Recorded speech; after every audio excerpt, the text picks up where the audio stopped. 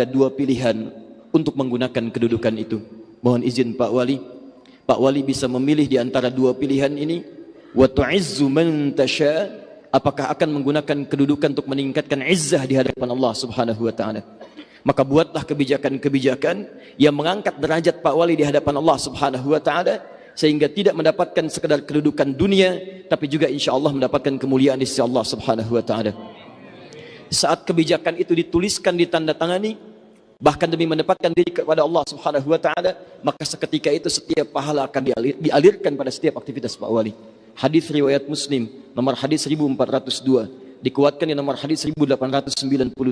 Nabi sallallahu alaihi wasallam menyampaikan, "Man sanna fil islami sunnatan hasanatan falahu ajruha mithla ajri man fa'ala biha min ghairi an yankusa min ajriha syai'an.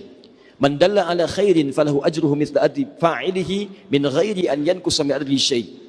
Siapa yang kemudian memfasilitasi pada satu kebaikan yang dibenarkan dalam syariat Islam, kemudian ada yang mengerjakan dari fasilitas itu, maka setiap yang mengerjakan itu pahalanya akan dialirkan pada fasilitatornya.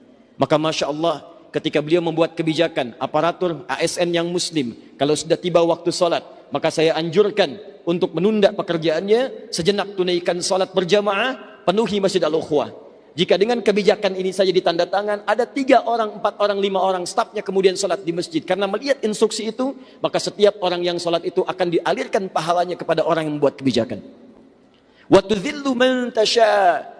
Tapi jika kemudian kekuasaan itu disimpangkan untuk merendahkan diri di hadapan Allah Subhanahu wa taala, digunakan untuk menyimpang, membuat hal yang jauh dari keputusan Allah Subhanahu wa taala, menyengsarakan kehidupan masyarakat, maka kata Allah, pilihan ini sudah dipraktikkan oleh orang-orang sebelumnya. Ada Namrud yang kemudian sengsara, ada Fir'aun yang diabadikan jasadnya. Maka cukup semua itu untuk mengingatkan kita untuk menjauhi segala hal yang dilarang oleh Allah Subhanahu wa taala.